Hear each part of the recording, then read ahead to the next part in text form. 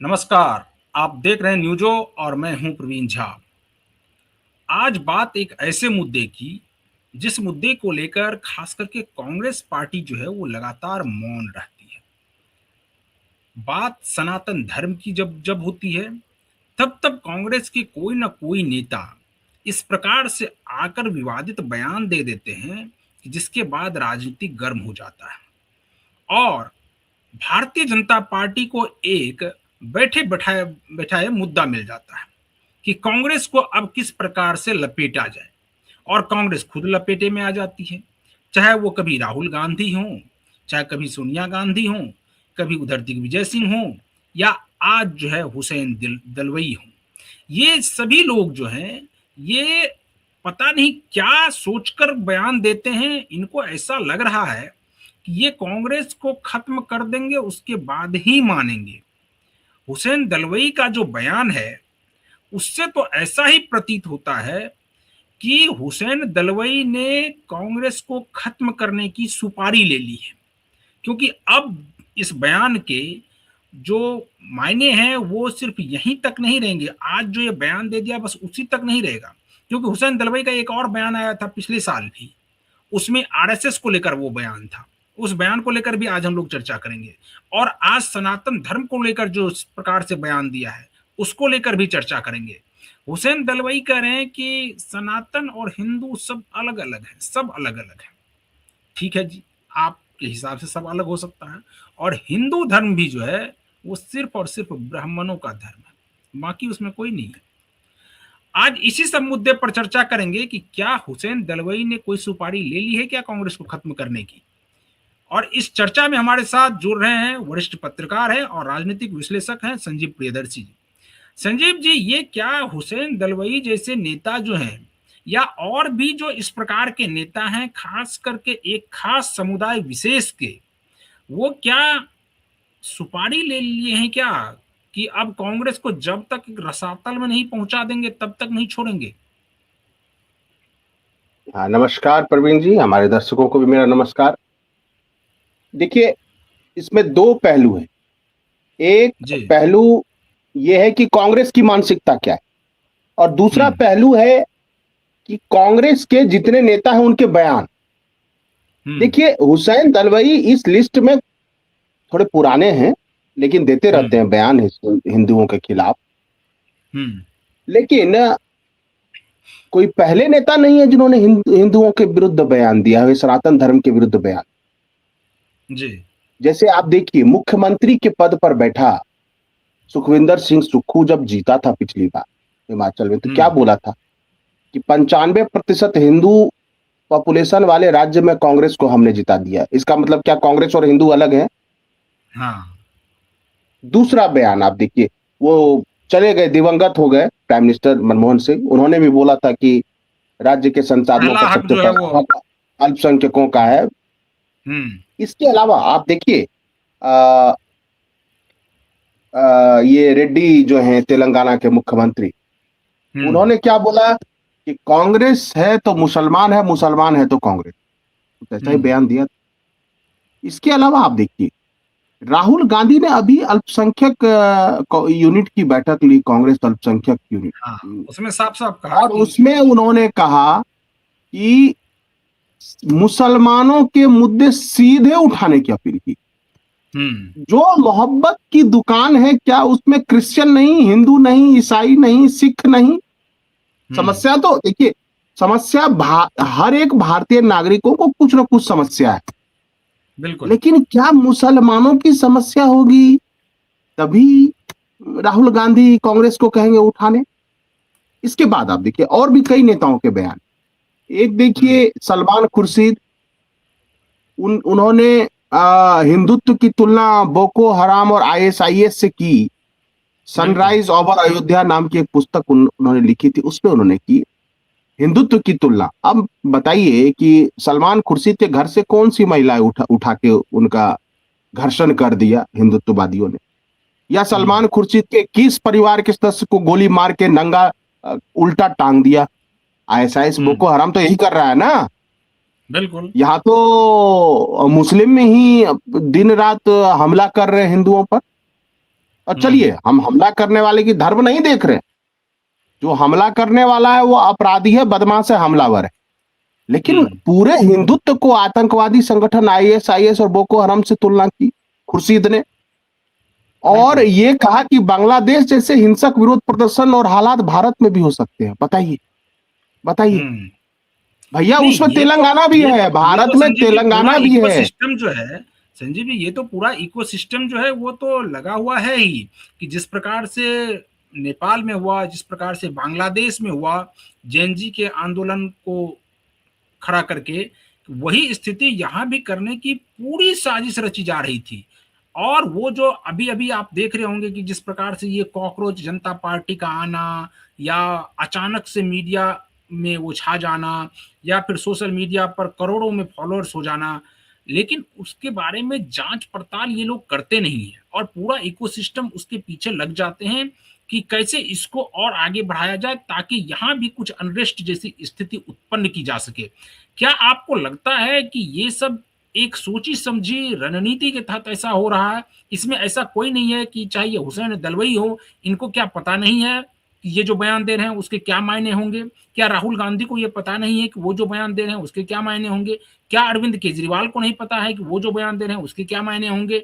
या कांग्रेस के और भी जो नेता हैं उनको नहीं पता है कि जो वो बयान देते हैं उसके क्या क्या मायने हो सकते हैं? तो ये सब सोची समझी रणनीति के तहत हो रहा है, और भारत को भी डिस्टेबलाइज करने की एक कोशिश हो रही है। हाँ, देखिए, कोशिश तो कई दौर से हो रही है, कुछ हुआ नहीं। मिस्र की सभ्यता खत्म हो गई, बेबीलोन की सभ्यता खत्म हो गई, पारस की सभ्यता, ईरान की सभ्यता खत्म हो गई, भारत की सभ्यता और चीन की सभ्यता तो कायम है और फल फूल रही है। गजनी के लोगों को भी अनाज और दवा तो भारत के हिंदू ही दे रहे हैं। मुझे ये जानना है हुसैन दलवाई से, मुझे ये जानना है कि मुसलमान और इस्लाम भी क्या अलग है क्या? अगर वो सनातन और हिंदू कहते हैं कि अलग है, तो क्या इस्लाम और मुसलमान भी अलग हैं क्या? फिर आइए, अल्लाह का इस्लाम और मुल्ला का इस्लाम, ये तो मौलवी ही बोलते हैं कि आजकल जो बुराइयां दिख रही हैं वो सब मुल्ला के इस्लाम में। मुल्ला हलाला करता है, हलाला सेंटर खुले हुए पाकिस्तान में, भारत में भी अंदरूनी तौर पे खुले होंगे। इसके अलावा आप देखिए भाई, हम किसको मुसलमान, शिया को माने, सुन्नी को माने, वहाबी को माने, सलफी को माने, किसको माने? कादियानी को माने। अब शिया सुन्नी के मस्जिद में नहीं जा सकता, सुन्नी शिया के, यहां तो ऐसा नहीं कि मंदिर अलग अलग, सब जाते हैं उसी में। और अगर कहेंगे कि ब्राह्मणों का ये है, सनातन है, एक बात बताइए, महर्षि वेद व्यास जिन्होंने पूरा वेद का संकलन किया, रामायण महाभारत तब महाभारत तक का भी संकलन उन्होंने किया, वो तो ब्राह्मण नहीं थे, वो अनुसूचित जाति से थे। वाल्मीकि रामायण, महर्षि वाल्मीकि जो लिखा, भगवान वाल्मीकि ने जो लिखा रामायण, वो संस्कृत में लिखा और वैदिक संस्कृत में लिखा, और वो तो ब्राह्मण नहीं थे, वो अनुसूचित जाति के थे। और हम तो वही रामायण और वही महाभारत पढ़ रहे हैं जो अनुसूचित जाति के महान ऋषि मुनियों ने लिखा, और हम उनको नमन करते हैं। हम तो भगवान कृष्ण की पूजा करते हैं। भगवान कृष्ण तो उन्होंने क्या लिखा है गीता में कि जातियों में मैं यादव हूं, लिखा है ना, कवियों में उष्णा हूं, जाति में यादव हूं। तो हम तो यादव की भगवान की पूजा करते हैं। तो ये कैसी, हम तो माँ राधा की पूजा करते हैं। क्या माँ राधा ब्राह्मण थी? एक भी ब्राह्मण देवी देवता नहीं है। अगर है कोई, अगर जाति पे ही जाना है तो यादव हो सकते हैं, वो क्षत्रिय हो सकते हैं। भगवान राम क्षत्रिय कुल में हुए, भगवान बुद्ध भी क्षत्रिय कुल में पैदा हुए, और जितने भी जैन तीर्थंकर हैं वो सब क्षत्रिय कुल में पैदा हुए। सब हम लोग सब प्रणाम करते हैं उनको। ब्राह्मण का कौन सा देवता है जिसका कि कोई मंदिर है? नहीं है। तो ये सब ऐसी बातें हैं। देखिए, यही बात है ना कि महान सम्राट अशोक ने शासन किया, मौर्यों ने, नंदों ने शासन किया, शिशुनागों ने शासन किया, सब ये अत्यंत ये पिछड़ी जातियां थी जिन्होंने भारत में शासन किया। और सारा मलबा जो है आप एक जाति पे डालते हैं। हाँ, ब्राह्मणों ने जोड़ के रखा समाज को। ब्राह्मणों से नफरत मुसलमानों और क्रिश्चियनों को इसलिए है, खास करके जो मुस्लिम और क्रिश्चियन में जो कट्टरपंथी एलिमेंट है, उनको नफरत इसलिए है कि ब्राह्मणों के वजह से इस देश का धर्मांतरण नहीं हुआ। ब्राह्मणों ने इस देश की धर्म, संस्कृति और जो अविरल धारा थी उसको जोड़ के रखा, अपने शीश दिए, अपने जनेऊ दे दिए लाखों की तादाद में। लेकिन धर्म की ध्वजा को थामे रखा, क्योंकि जो हिंदवी साम्राज्य की जो स्वराज की जो कॉन्सेप्ट थी महान छत्रपति शिवाजी महाराज की, उसको बालाजी बाजीराव ने पूरा किया, उसको सिंधिया ने एक पूरा आखिरी किया। सवाल संजीव जी और आपसे लेंगे। हाँ, एक आखिरी सवाल और आपसे दिल्ली लेंगे। में देखिए, जी जी। मुगलों का को तो मराठों ने अपना पेंशनर हम्म बना ही लिया था ना। ये बात हम्म, नहीं जानते हुसैन दलवाई, ये बात जानते हैं हुसैन दलवाई, नहीं जानते, हो सकता है राहुल गांधी भी ना जानते हो कि अंततः बिल्कुल। जो मुगल वंश था वो पेंशनर था मराठों का, हम्म। और दिल्ली पे कब्जा हो चुका था। हिंदवी साम्राज्य भगवा ध्वज लाल किले पे फहरा दिया गया था। कैसी बात करते ये लोग, सदियों संजीव से। जी एक आखिरी सवाल, संजीव जी एक आखिरी सवाल आपसे लेंगे, और वो ये कि जिस सवाल से इसकी शुरुआत हुई थी इस डिबेट की, कि कांग्रेस को कौन खत्म करना चाहता है? क्या जिस को लेकर कांग्रेस तुष्टीकरण की राजनीति करती है और जिसके लिए सबसे ज्यादा उनके नेता एक प्रकार से मरते हैं, क्या अब वही लोग कांग्रेस को खत्म करना चाह रहे हैं, या इसके पीछे भी कोई शक्ति है जो काम कर रही है और वो इनको बोलने के लिए प्रोपगेट करती है कि आप ये बयान दो, और फिर उसके बाद माहौल बनेगा और फिर कांग्रेस की मट्टी पलीत होगी? नहीं, देखिए वो बात नहीं है, एक पुराना सिलेबस है कांग्रेस के पास कि मुस्लिमों हम्म को जोड़ो और हिंदुओं को तोड़ो जातियों में। हम्म तो वो होता क्या है कि हारते हैं चुनाव, फिर हम्म उनको याद आता है अरे पुराना सिलेबस, वही पुराने सिलेबस पे आप देखिएगा सब घूम घूम के आते हैं, क्योंकि नया सिलेबस इनका हम्म बनाने, एके एंटनी कमेटी ने नया सिलेबस बनाने की कोशिश की, उसको स्वीकार हम्म नहीं किया इन्होंने। इसके अलावा आप देखिए, अब कांग्रेस को असम में और बंगाल में जो नतीजे मिले हैं उसमें उनको दिख रहा है केवल मुस्लिम उनके कैंडिडेट जीत रहे हैं, मुस्लिम उनको हम्म वोट दे रहा है, तो वो मुस्लिम मुस्लिम करेंगे ना। और दूसरी बात, उनको लगता है कि विपक्ष के जितने भी क्षेत्रीय दल हैं उन सब के हम्म मुस्लिम वोट को अगर अपने में ट्रांसफर करा लिया जाए तो कम से कम विपक्ष की पार्टी तो रहेगी ही कांग्रेस, मुस्लिमों के केवल वोट से, और बाकी जितने रीजनल पार्टी है उसको खत्म कर देगी कांग्रेस। तो अब कांग्रेस को सत्ता में आने का टारगेट नहीं है, उनको है क्षेत्रीय दल को खत्म करना और मुख्य विपक्षी दल के रूप में बने रहना, और वही लीगी जो विचारधारा है उसी पे वो बैटिंग करते रहेंगे।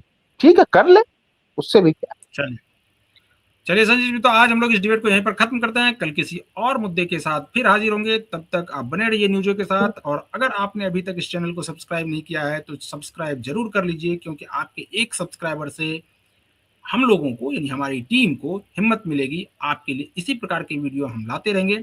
बने रहिए न्यूज़ों के साथ। मुझे दीजिए अनुमति। नमस्कार।